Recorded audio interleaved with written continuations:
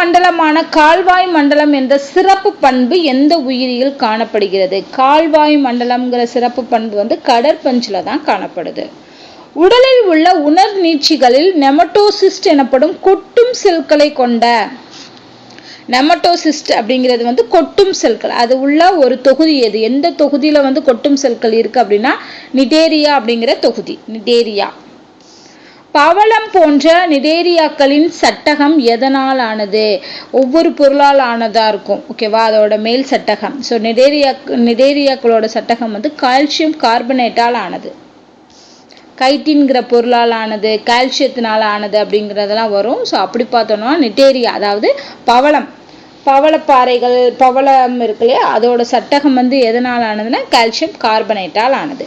உயிரிகளில் இருந்து ஒளி உருவாகும் உயிர் ஒளிர்தல்ங்கிற சிறப்பு பண்பு பெற்ற தொகுதி. இது ரொம்ப முக்கியமானது.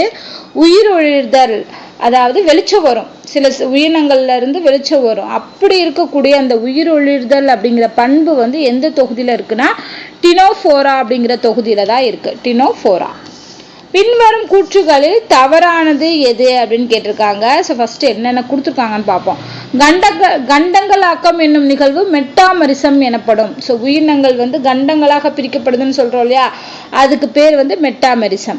நீரிஸ் என்னும் நீர்வாழ் விலங்குகள்ல பாரப்பொடியா எனப்படும் பக்க இணை உறுப்புகள் நீந்துவதற்கு பயன்படுகிறது. பாரப்பொடியாங்கிறது நீந்துவதற்கு பயன்படக்கூடிய உறுப்பு, அதுவும் கரெக்ட் தான். மண்புழுக்கள்ல கைட்டின் என்னும் பொருளாலான முட்கள் இடப்பெயர்ச்சிக்கு பயன்படுகின்றன, இதுவும் கரெக்ட். அடுத்து என்ன கேட்டிருக்காங்கன்னா வளைத்தசை புழுக்களில் திறந்த வகை இரத்த சுற்றோட்ட மண்டலம் காணப்படுகிறதுங்கிறத தவறு. இதுக்கு வந்து மூடிய வகை இரத்த சுற்றோட்ட மண்டலம் இதுக்கு காணப்படுகிறது. அப்ப டி மட்டும்தான் தப்பு.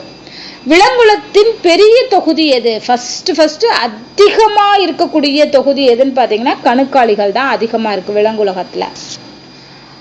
அடுத்து தோல் உரித்தல் அப்படிங்கிற நிகழ்வு காணப்படும் தொகுதி. ஸோ தோல் உரித்தல் அப்படிங்கிறது எது?